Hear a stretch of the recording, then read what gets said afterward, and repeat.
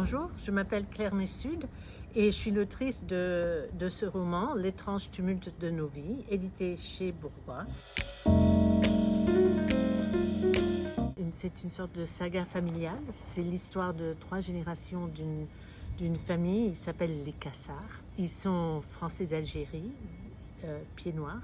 Donc le livre commence en 1940 en Grèce, en Thessalonique, où le patriarche, qui s'appelle Gaston Cassar, est envoyé au consulat.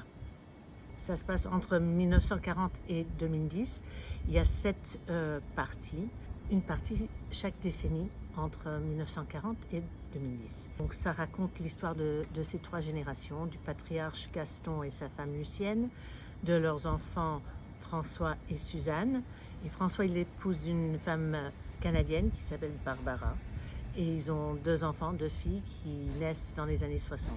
C'est un peu l'enfance et la jeunesse de cette génération, dont une des 2 sœurs est la seule à parler à sa propre voix et qui ressemble, il faut dire, sa vie ressemble le plus à la mienne.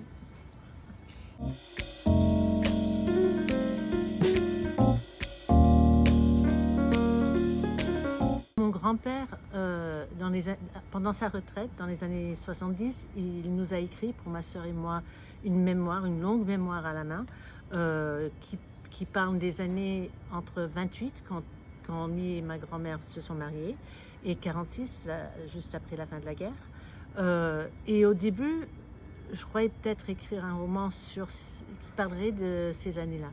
Mais en fait, le roman commence en 1940 et c'est le point de départ. Donc, il m'a fallu aussi faire plein de recherches, de lire beaucoup de livres, de voir des films aussi. Et j'avais aussi la correspondance les lettres entre membres de la famille, donc entre mes grands-parents et mon père, entre mes parents, et les lettres que, en fait, ma mère m'a écrit quand j'étais jeune.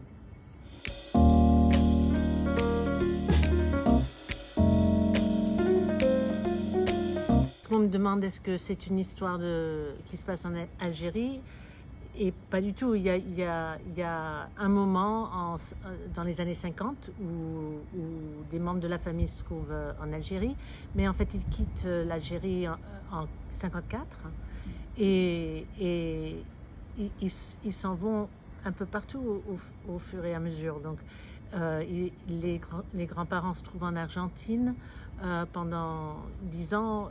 La famille de François et Barbara habite Sydney, en Australie, pendant quelques années.